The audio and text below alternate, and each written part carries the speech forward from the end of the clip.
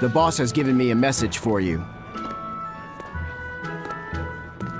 Says there's some sort of nasty demon running around in the Eldina Plains, to the east of Logris. She thought it might be the one you're looking for. Wasn't the Eastern Highway closed off from Logris? That was only temporary. It's back open now. If you follow the road, you'll reach Stonebury Village. There you'll find one of ours who actually saw the demon. You want to know more? That'd be a good place to start. Got it. Hey, that's the same direction I sensed the... Give Tabitha our thanks.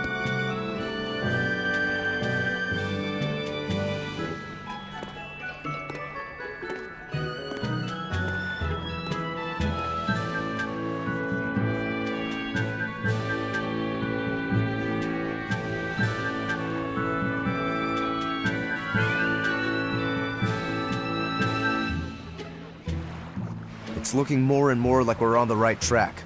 We ought to go check out that Bloodwing story. Then let's start by going to Stonebury. Hey, Eisen, did I say something wrong back there? No. I just didn't think we needed to give the Bloodwings any information for free. Huh? He means the Earthpulse points, kid. We're the only ones who know about them. But aren't we on the same side as the Bloodwings? We're not enemies with them. But I wouldn't go so far as to call them our friends either.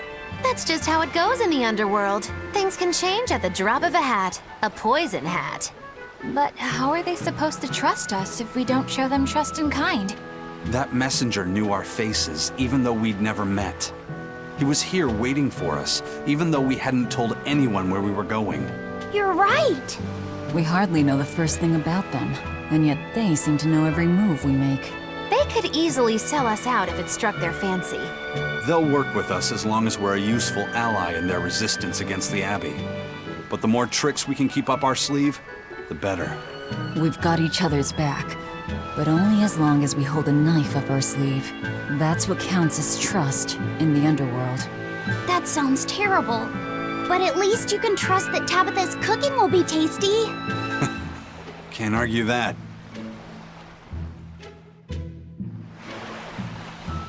This is everyone's first time to Stonebury, right? Why was it blocked off? Demons? No, there was a great tornado on the Eldina Plains that swallowed up a whole merchant caravan. Hundreds gone in an instant. The cooling of the climate is causing bouts of odd weather. Thunderstorms, heavy downpours, and the like. Correct. The Abbey is keeping a tight guard on traffic through the affected areas. If it's open now, that must mean the tornado is gone. I wonder what sort of place it is. It's quite lovely. In the vast forest to the east, you can find gemstones, and it's teeming with rare plants and insects.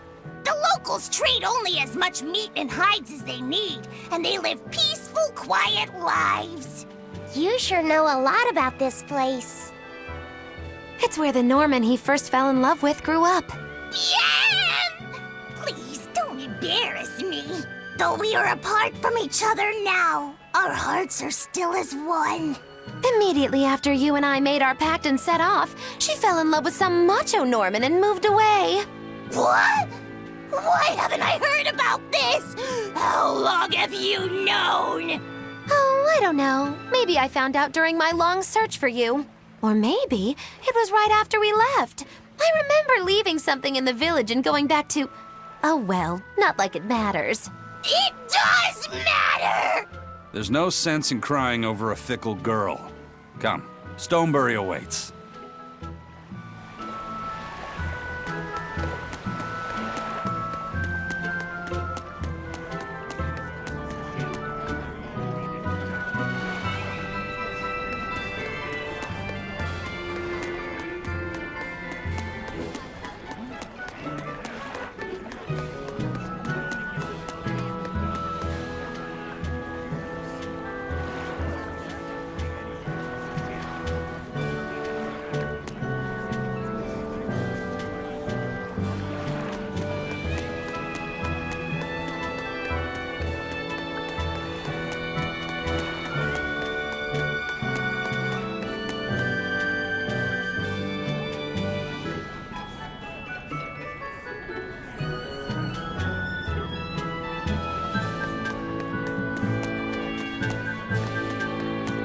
The Eastern Plain is finally open for travel.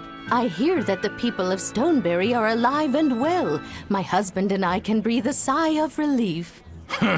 I wasn't worried about him at all. He talks tough, but he was really worried. Oh, sorry you don't know who we're talking about. It's his apprentice. What kind of apprentice? My husband's an architect. Even the royal family and the Abbey commission his work. He's been at the docks here on a job. He just finished and we're about to return to Logris. These people don't care about all that.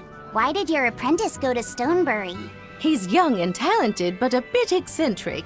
He said he wanted to help create a new town, so he set off to the frontier. A craftsman has to focus on his work. Creating a new town. Ha! He should know his place. But my husband didn't disown him. That boy's fearlessness reminds me of my husband when he was young. So you understand how he feels then? I didn't say that. If he thinks he has the talent, he's free to do as he likes. But if he doesn't follow through with it to the end, I'll be done with him. Did you hear that? He thinks the boy can do it. If you ever find yourself in Stoneberry, go visit that boy's workshop. Right, I'll do that. Sorry about my husband. He can be a real grump. Don't worry about it. I'm pretty used to people like that. Hey, what's that supposed to mean?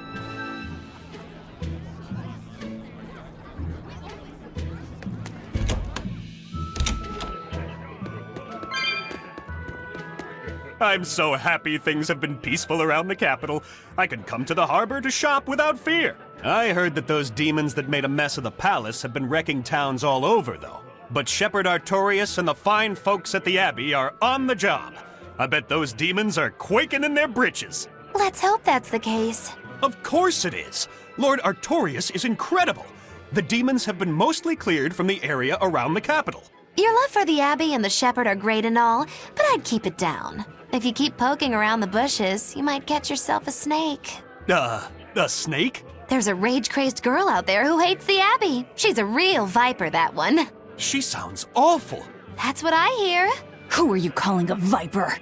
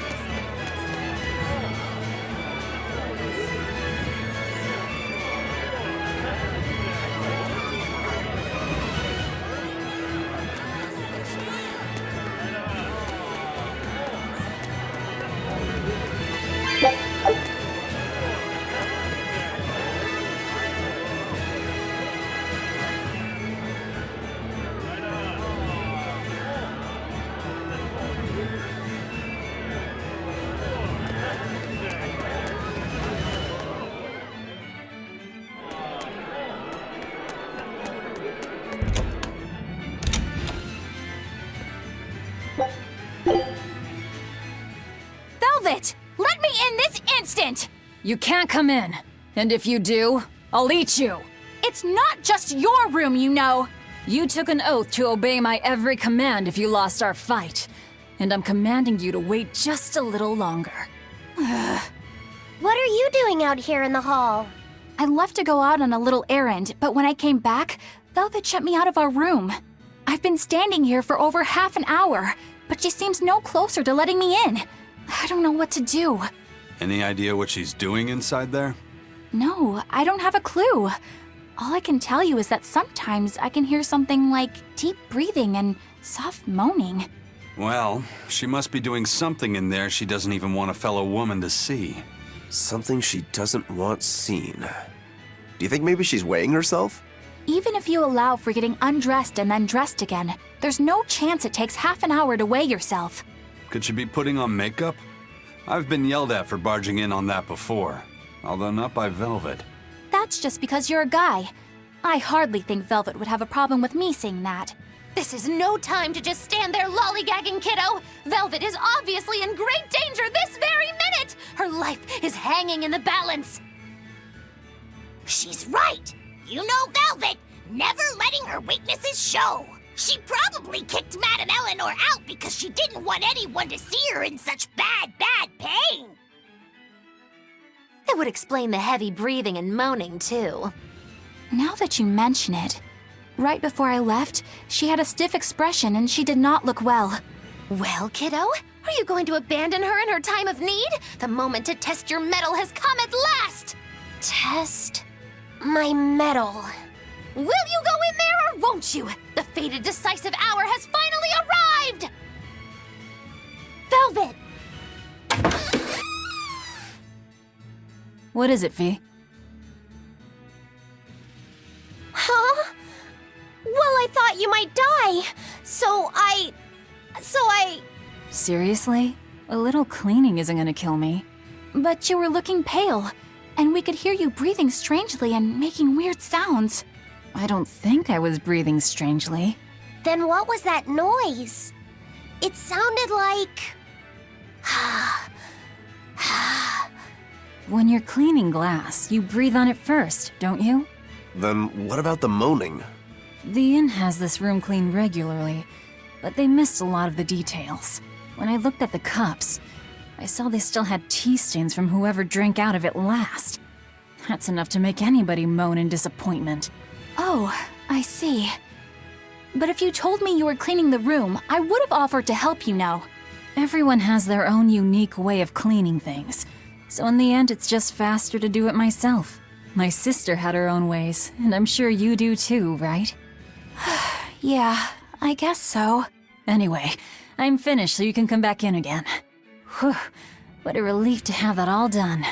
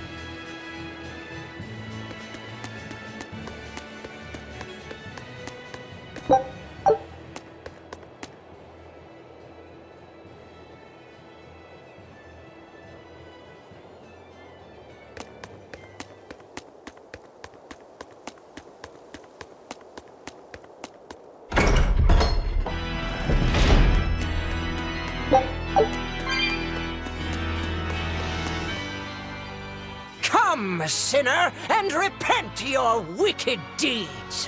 Are you talking to me? Yes, you, with those eyes that would belong on the Reaper's face. Oh? I'm sorry for bothering you, sir. If you don't have anything you need to confess, that's fine. No, actually, there is one thing I'd like to get off my chest. Of course. Go right on ahead. This all happened a long time ago.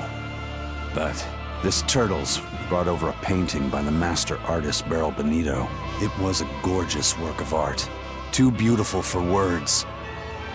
The price was a little steep, but I couldn't help myself. Only later, I found out it was a total fake. So, you want to repent for letting yourself be guided by worldly desires? No, buying it was my decision. I don't have any regrets. Even if the painting itself was fake, my heartfelt admiration for its beauty was real. What are you going on about? Did you say something? No. Then for what do you wish to repent? The truth is, when I saw that painting, I didn't have enough money on me. So I swiped 100 gold from my little sister's hidden savings. That's, the one part I wish I'd done differently. I see. Fear not, my son. No matter what the Empyreans may decide, I know your sister would forgive you. I hope so. Come, sinner, and repent your wicked deeds. Do you mean me? Yes. Or at least I would. But perhaps you're too young to have done anything to repent. No. There is something. I've kept it a secret so far, but I'll confess it now. And I shall listen, my son. Not too long ago, I found a slug in the forest. And I read in a book that if you sprinkle salt on a slug, it'll shrink. I wanted to try it out for myself. So you sprinkled salt on the slug. It's true, that was not a good act. But if the experience taught you to respect life and its fragility, then the slug's sacrifice was not in vain, and... No, that's not what happened. I messed up and I put sugar on the slug, not salt. And then the sugar attracted a whole bunch of ants to the slug. And it was awful. Ugh. I'm so sorry, Slug. You didn't deserve that. It's okay. I forgive you. It was all a terrible accident. There's one more thing. I wanted to see what would happen if I poured sugar water down an anthill. And I'm sorry to you too, ants. Kids can sure be weirdly cruel sometimes.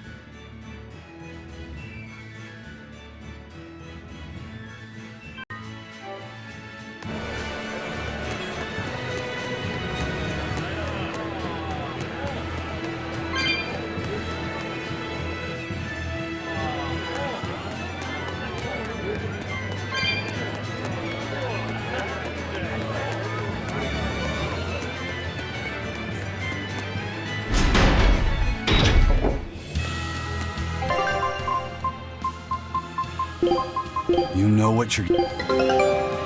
All right. Show him how I freed Screw...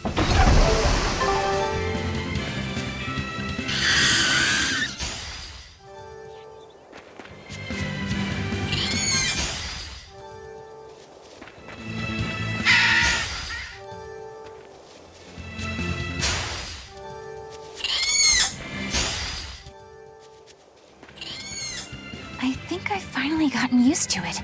Used to what? Your powers. I think I finally got a handle on them in a way that feels right. That's good. Hopefully you won't faint anymore. Yeah, and I'll keep learning too. I hope we can make this work out. Yeah, definitely. Fingers crossed. What's wrong? Nothing. Hey! When you and Eleanor made your pact together, she gave you a true name, right? Was it a good one? True name? What's that? It's a special name in the ancient tongue given to a Moloch as a necessary step in forming a pact with a human. I gave Bienfu the name Fushicas. It means thing. That's pretty messed up. It's just my own little way of showing affection. So what kind of name did you get, Laphicet? What's the matter? She didn't give you a really weird name like Magulu gave Bienfu, did she? If you're not happy with it, I can talk to Eleanor about it later. So go on and tell me. I'm fine with it. And I can't tell you anyway. Well, you don't have to get so worked up about it. A true name is not something a Moloch just casually divulges to others. They carry a special meaning to us. Speaking it to anyone other than our Pact Keeper carries a special meaning. Between comrades, it means we trust them with our lives. In other cases, it's Practically a confession of love! You could have said something sooner, you know. Laphicet's at a delicate age. You should be more careful in the future. Oh, really? It's just another way of showing affection.